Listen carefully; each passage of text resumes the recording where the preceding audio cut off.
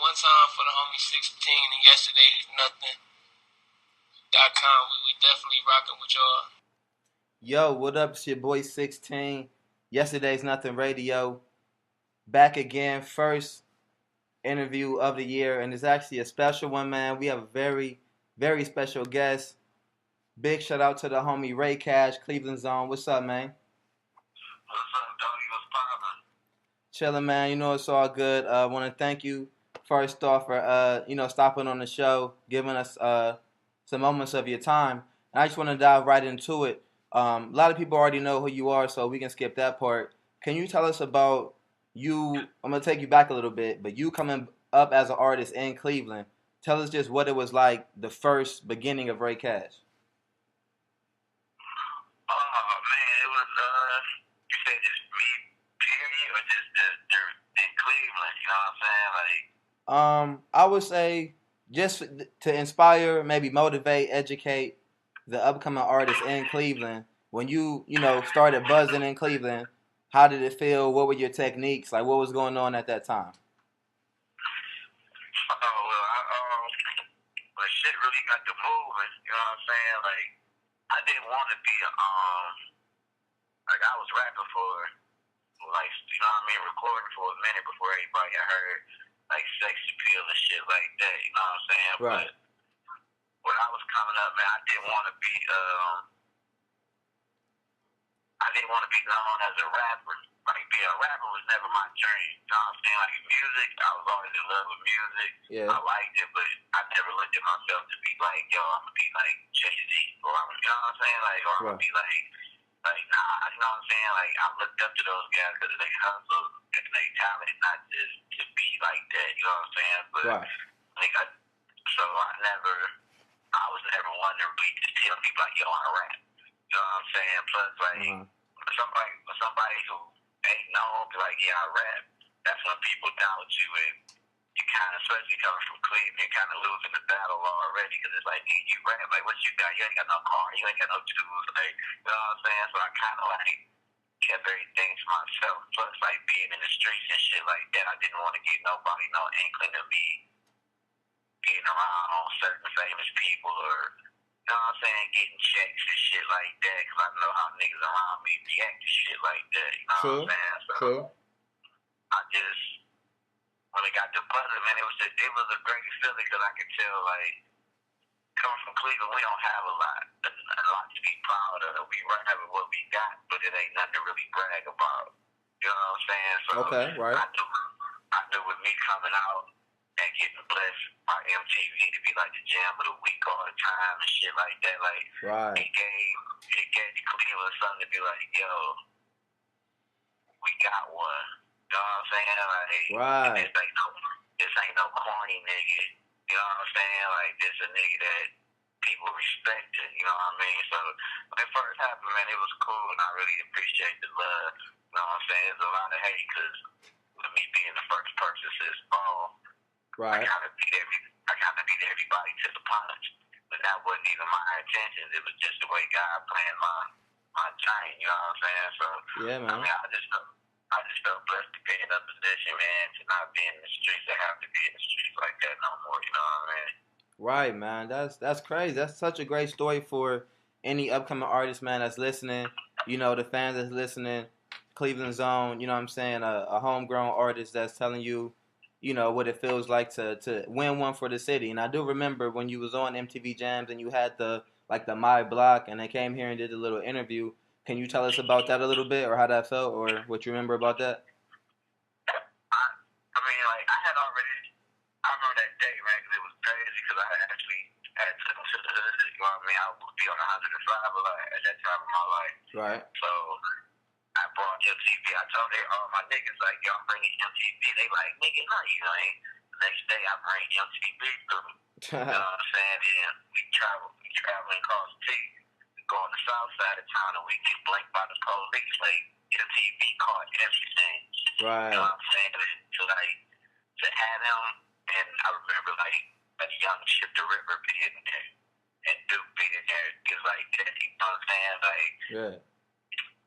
It was something, it motivated niggas. As much as niggas don't, real niggas gonna say it, fake niggas gonna saying, do what they do, but this shit was motivation for niggas, man. Even if they felt like I was lacking, they could do better. It motivated them to do better or work harder. Exactly. You know what I'm saying? For just to have that under my belt and for LTV to even acknowledge me and be like, you want to come to your shit. You know what I'm saying? And I wanted to show LTV we wasn't. People think of Cleveland, they think of Ball. You know what I'm saying? And Balls are legends, like they're my homies. Right. But they have more of like a Cali feel to them. You know what I mean? Like, right. I wanted to show Cleveland like the gutters, like we ain't just no niggas running around here with braids and shit like that. Like we got polish, we get money, we street niggas, we do the same shit Atlanta do, New York, Chicago, LA, Houston. Right. You know what I'm saying? Like, we respected everywhere for that. So I just wanted to show that, you know what I mean? So all that shit was cool, you know what I mean? For real, man. That's what's up. So, putting that together, I know you got a lot of industry connects. Just looking at the features on some of the projects, I seen Currency, Freddie Gibbs. How does that feel being able to connect with, some other well-respected or talented artists, other cities around the industry? I mean, it's a good feeling for me because everybody know I took a hiatus. I kind of walked away from this shit and just to like be like, all right, I'm gonna work on something, and for Currency to be like, yo, I'll do it because he was a fan. Freddie Gibbs to actually have been a fan. You know what I mean? Like so many cats, man, were fans first before I met them, and they was in a position to stay in now. You know what I mean? Like, because I was one of the first niggas that was rapping. Like, out of like the Midwest, I guess. Yeah, like out of the Midwest. And when I came out, it was niggas like D4L was popping. You know what I mean? Like, DJ Alt, niggas like that. So it was like, that's when that dance crave came. So that's what I mean by rapping, because niggas were making the gimmicky songs. They was working because that was the time period, but that wasn't me, and I came out and I did me. And it was and I'll never forget, man, when the album dropped. I ain't gonna say the person's name. It's just a cool friend of mine, man, from Atlanta. He was popping at that time. I'm talking about popping, my nigga. And then he called and congratulated me and said, man, I wish I could have made an album like that. And I was tripping because I'm like, man, this nigga out of streets right now, but what I'm doing is what he wanted to do because he got the talent to just rap. He wanted to tell a story instead of playing the game. Right. You know what I'm saying? Like, so it was shit like that that just showed like niggas respect what I was doing. My numbers might not have showed like everybody else's because now that we look back in hindsight, we might have been a little ahead of ourselves. You know what I mean? True. Right. But I mean, I think that project. I mean, you talking about your first album. I think a lot of people did respect that though. A lot of people around, because I'll tell you, just being on Twitter, for example, when I talk to different people, of course they say, Cleveland Bone, but the second artist they might say, or not might say, but usually say is Ray Cash. Third usually Chip the Ripper, but just on a regional aspect, when I talk to people down south, or I got like files in Florida and people, that region, Alabama, Texas, going that way, they either say Bone to Ray Cash. So I think that project did help out a lot. Even songs like The Bump in My Music. Like, can you talk maybe about that project, what that did for your career, or looking back, like how you feel about that? I mean, like it's like a baby. You know what I mean? It's like if you have a child and your first child, you can have like me. I got 4, but my first is my son, little Ray. He'll always be that. I'd say your special kid, but the one that changed his life. Right, you know what I mean? right. To make that album, that was like people ask like, how did I do it? I just say that was 26 years of me just living. You know what I mean? Like that was 26 years of learning, moving, gaining. You know what I mean? Like pain, just everything I had ever been through, I put in that album. You know what I'm saying? Like I remember at the time, my best friend, her mother had that.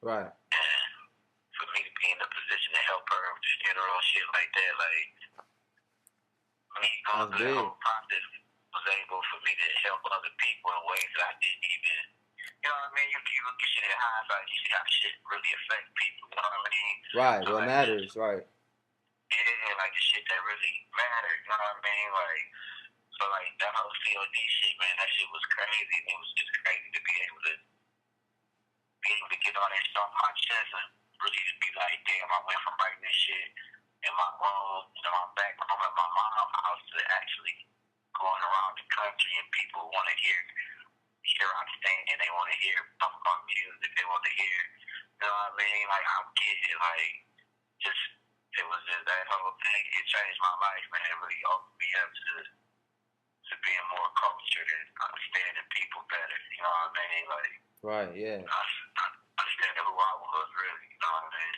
I feel it, man. I totally understand. And, you know, like I said, for any artist, man, that's listening to this or going to listen to it later on, you know, it's just big inspiration to hear a local artist. I mean, initially local artist that turned into, you know, nationally known recording artist. So it's really big. And fast forward a little bit to the future, and I saw a tweet, and that's kind of what inspired me to hit you up for this interview real quick. You working on a new project. Yeah. If anybody that fuck with me from day one, they know that I did COD. That's when I was on Sony. And that dropped like June. And that September, a couple months later, I dropped my own project with the kick drums called and Julius Fingers called Clanging and Swanging. Right. And that shit is like the underground, from what they tell me, it's like an underground classic. True, You know what I true. mean? So,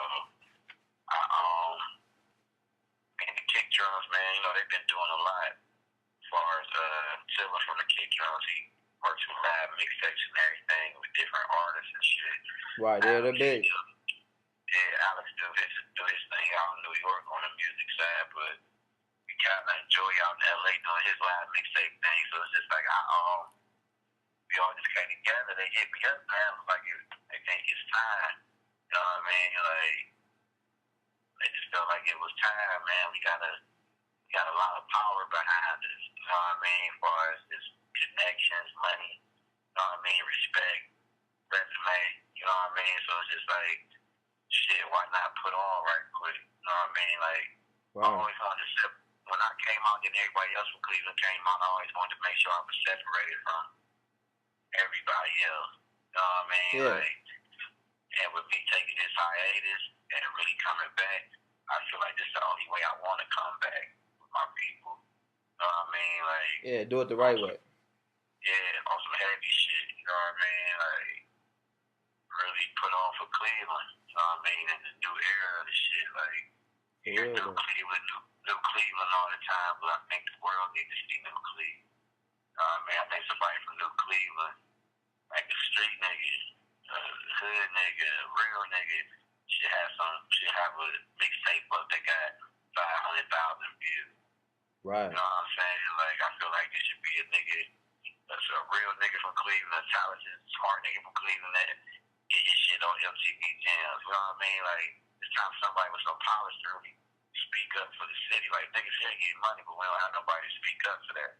So I just feel like this clanging and swanging is just me and my new era is putting out what Cleveland really is. Like, I feel it, man. It sounds like a big project. Do you have any info as far as like a release date or maybe features or concept? Well, you gave us a concept, but release date or maybe possible features? I can't give y'all the features right now.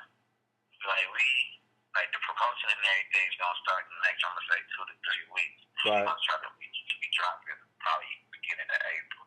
Okay. So, you know what I mean? Like, not too far away. Everything's gonna be a surprise. Like, we really about to fuck people heads up. You know what I mean? Like, hey, yeah, man. This ain't no mixtape where I just got the Cleveland homies on it. You know what I mean? Like, I told you if I'm gonna do it, I want to do it right. Okay, so you talking like mini album type? Yeah, this ain't it. We talking EP, real, like how the first one was. You know what I'm saying? Like, when we dropped the first one, that was around the time when people was doing mixtapes and everybody's rapping over everybody else's instrumentals and shit like that. And we actually dropped the album behind the album. Right, exactly. You know what I mean? And that's what kind of fucked people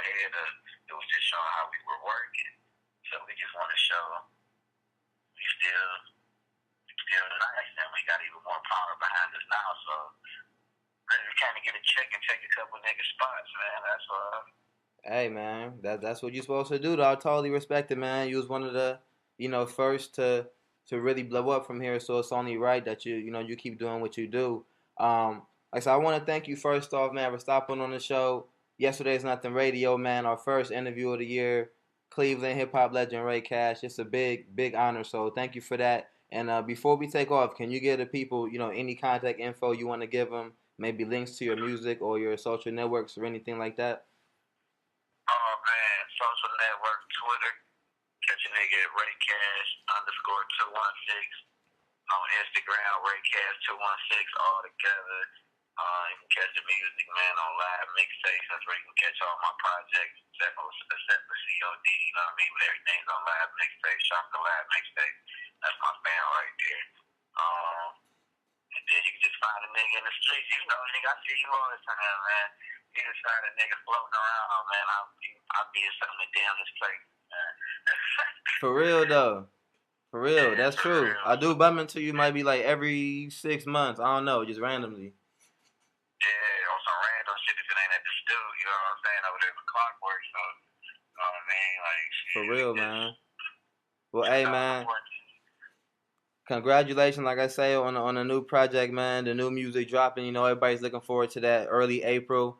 Once again, thank you for stopping on Yesterday's Nothing Radio. And for everybody listening, thank you for tuning in, man. We got a big year planned for Ray Cash, for Sicksteen, for Yesterday's Nothing, for Cleveland Music. And we out of here. Let's go. For sure. Good looking, my nigga. For sure, man.